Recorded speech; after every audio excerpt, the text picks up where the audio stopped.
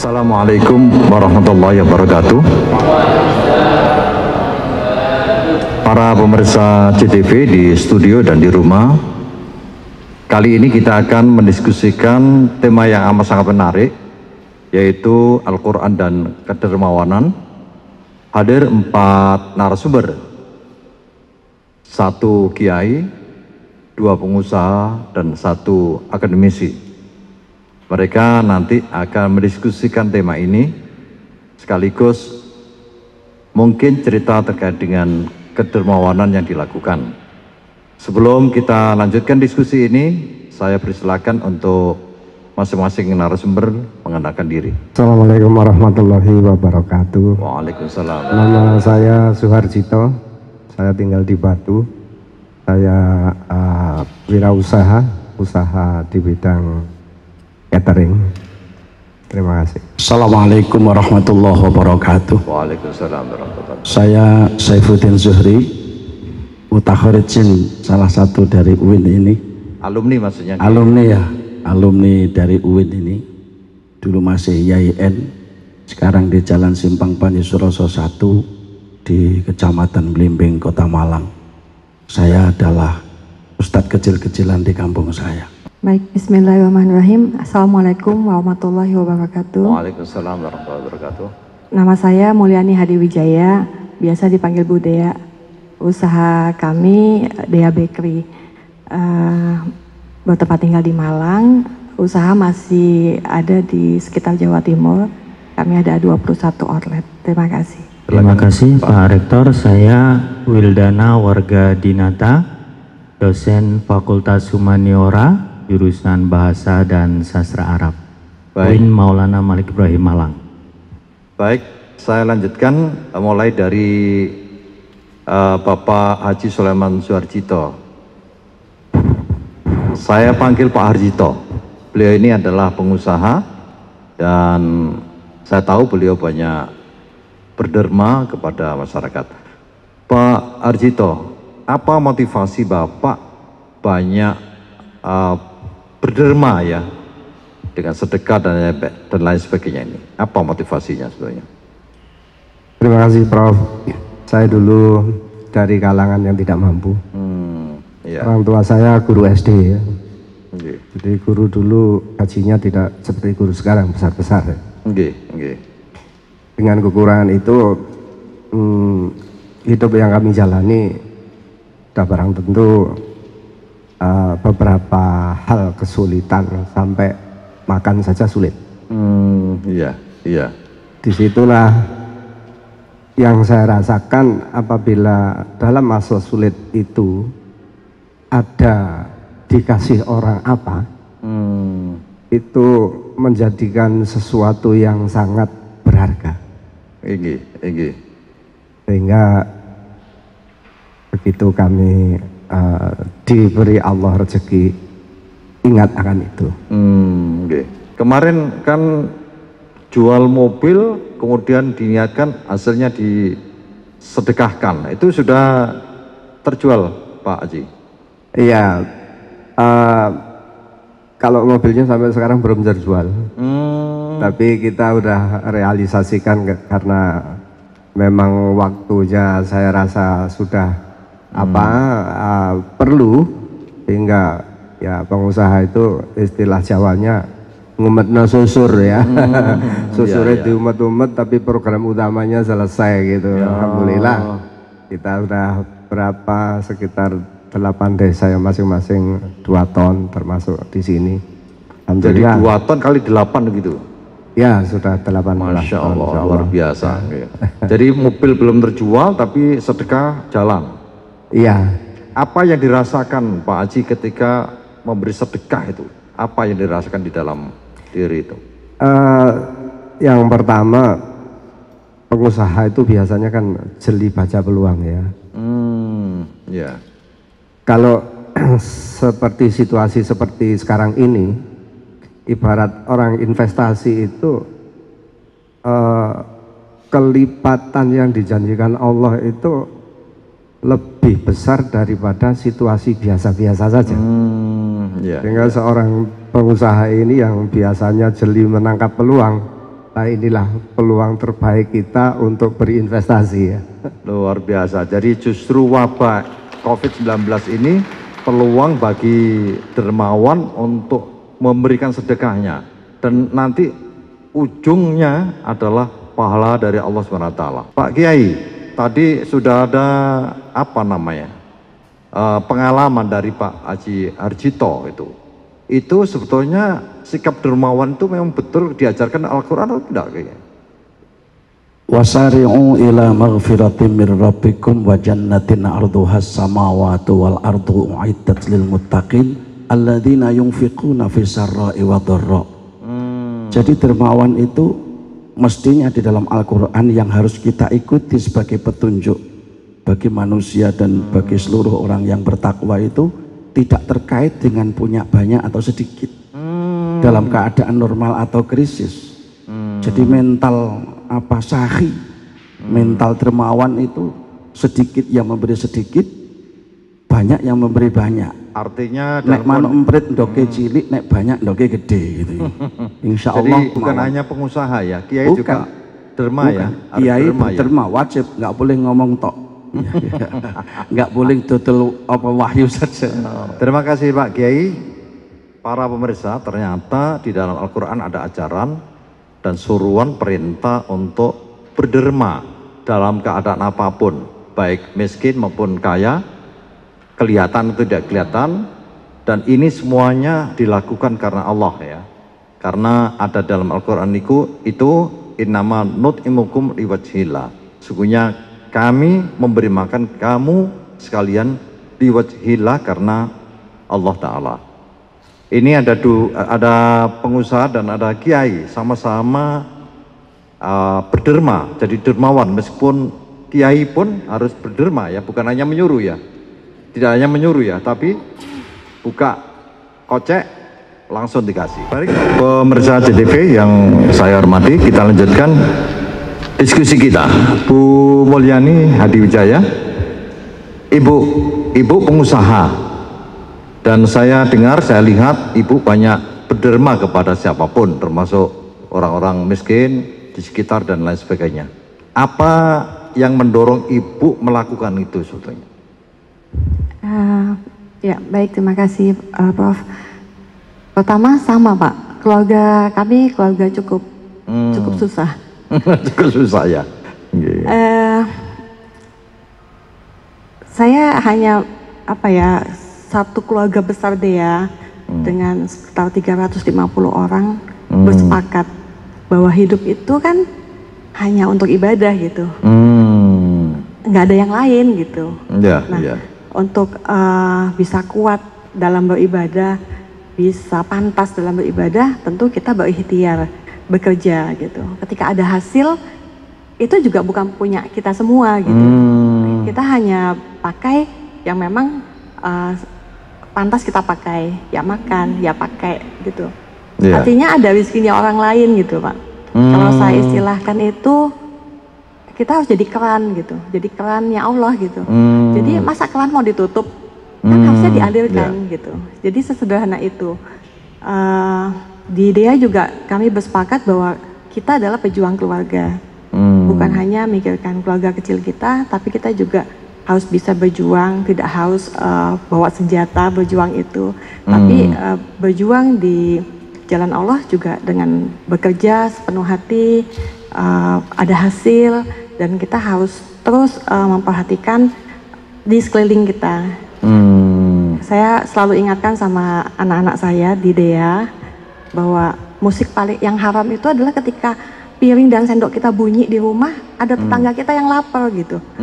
Itu kan salah gitu. Jadi sekarang ini bukan hanya saya sendiri yang sebagai ibunya anak-anak yang memikirkan hal ini, tapi juga mereka juga sekarang sibuk gitu. Kondisi sekarang ini ada nggak yang di lingkungan kita yang lapar gitu. Alhamdulillah anak-anak kami betul-betul punya mental yang kaya, artinya kalau beberapa waktu lalu juga kita sharing bersama di grup gitu. Mereka walaupun penghasilannya kecil tetap ada uang yang dikeluarkan sebagai sedekah, juga sebagai pasukan amal solehnya Dea yang setiap bulan kami rutin, alhamdulillah rutin untuk mengeluarkan paket-paket sembako dan sebagainya, dan mereka antarkan sendiri ke rumah-rumah. Untuk mengetahui tetangga atau orang lain yang susah, yang tidak bisa makan, itu gimana caranya, Ibu? Mereka belusukan biasanya ke lingkungan-lingkungan, kemudian seperti ada, kalau Ramadan ini ada tambahan-tambahan seperti paket-paket beras ya, yang kita bagikan, yang kelihatan, yang nggak kelihatan ya kita cari-cari gitu. Jadi justru dicari ya, mencari orang yang ya, memang butuh dibantu. betul. Ya. Ya sepakat apa Yai tadi kan bilang juga, keadaan longgar ya kasihnya banyak, keadaan sempit kami maunya juga kasih banyak gitu. Artinya ya saya bilang bahwa di kerja di Dea ini banyak orang yang berharap gitu setiap bulannya cukup besar angkanya, dan kita tetap harus tough, harus tabah, harus kuat, bersangka baik pada Allah. Kita harus bisa menolong orang agar Allah juga mau menolong kita. Alhamdulillah saat ini sangat bersyukur masih bisa beraktivitas, bisa bekerja, dan kita bilang kalau bertahan supaya tidak ada pengurangan karyawan, sampai alhamdulillah sampai saat ini tidak ada. Kemudian kalau kita biasanya makan 3 kali, kemudian pas lagi sempit harus makan 2 kali, tetap jumlah orang yang sama gitu, dengan orang yang memang biasa setiap bulan kita kirimkan itu tetap harus sama dengan kita makannya. Seperti itu. Ibu, kalau boleh saya tanya ya, apakah ada pengalaman setiap kali berderma kepada siapapun itu kemudian ada kemudahan, kemudian dijauhkan dari bala atau yang lain, gimana itu? Ya, kami sangat yakini itu, sangat yakini bahwa Dea hidup sampai sekarang, kalau bakery kita sudah 11 tahun Pak ya, masih anak-anak kalau dibanding usahanya Pak Jito ya. Jadi tapi bisa sampai sini tuh ya hanya betul-betul semata-mata karena pertolongan Allah. Jadi bukan karena kitanya pinter, bukan karena kitanya hebat, nggak ada sama sekali.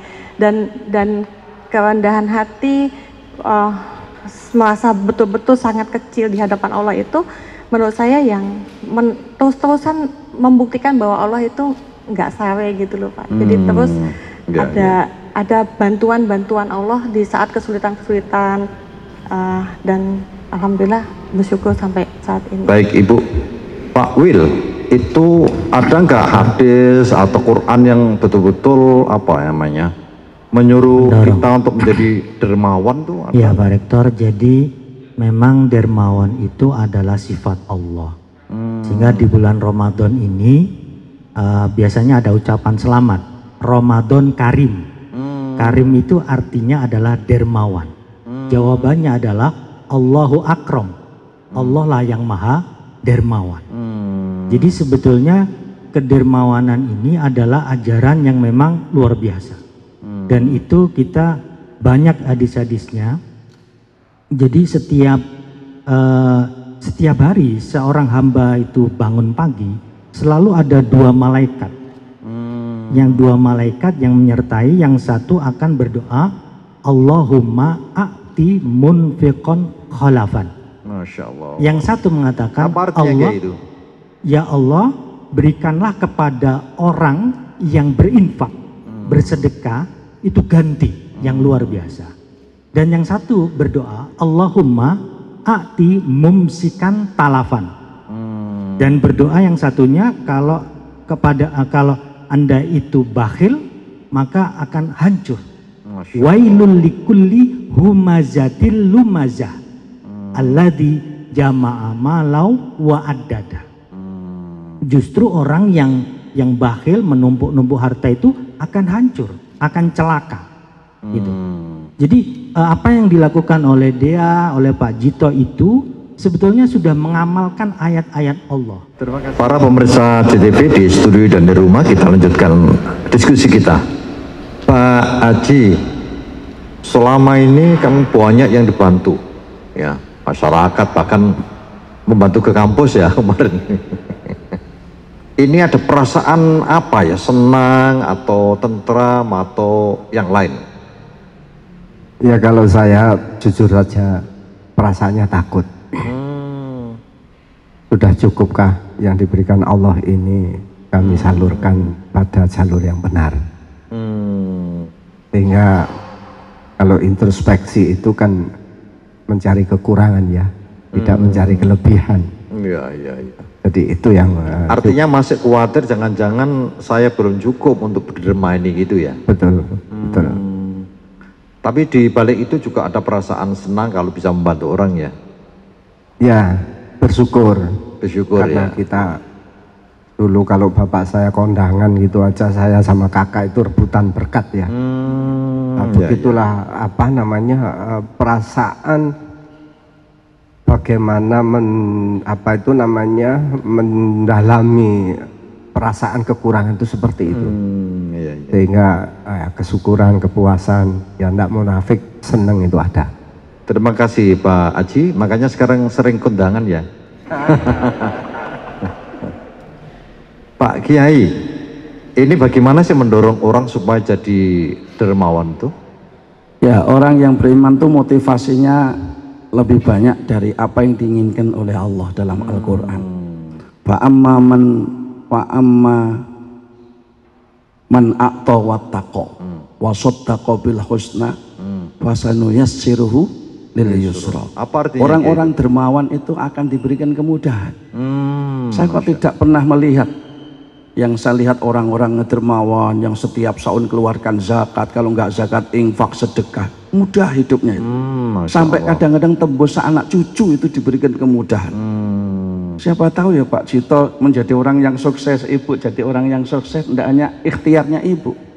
Jangan-jangan ya ikhtiarnya orang tua yang luar biasa, suka berderma, suka sedekah. Iya. Fa'amman mambakhila wastagna wa kadzdzaba bil husna fasanuyassiruhu lil usra.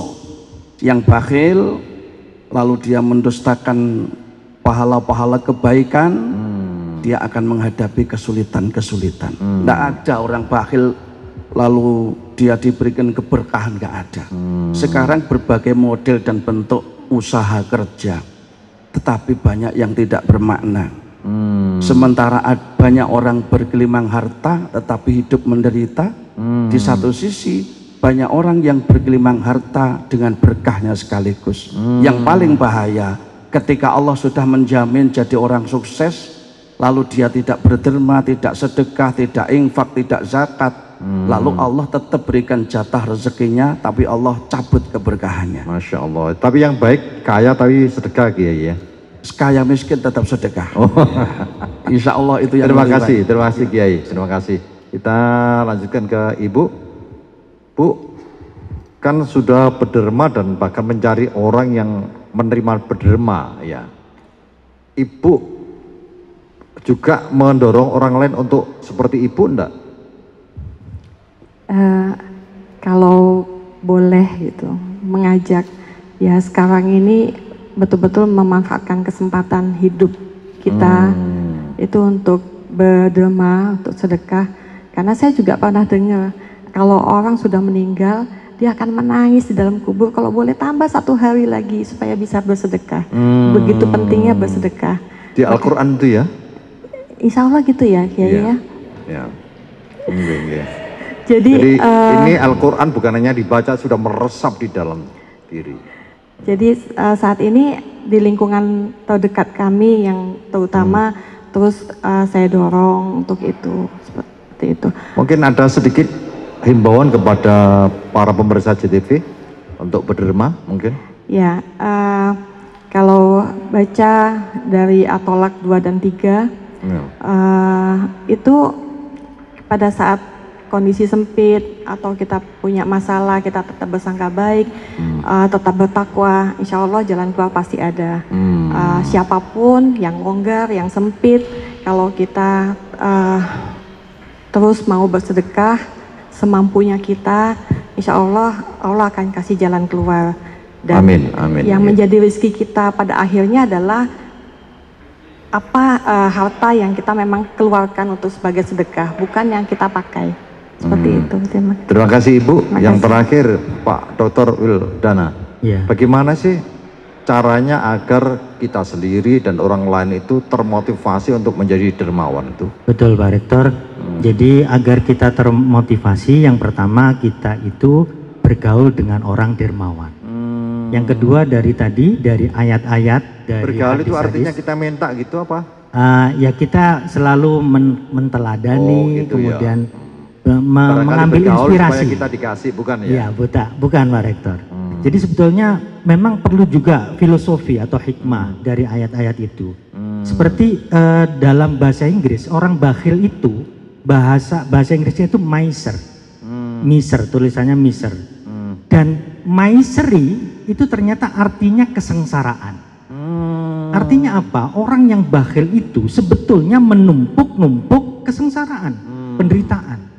Jadi sebetulnya zakat itu kalau diibaratkan ini, mohon maaf Pak Rektor ya, itu sesuatu yang harus kita keluarkan. Kalau tidak, zakat itu merusak harta kita yang lain.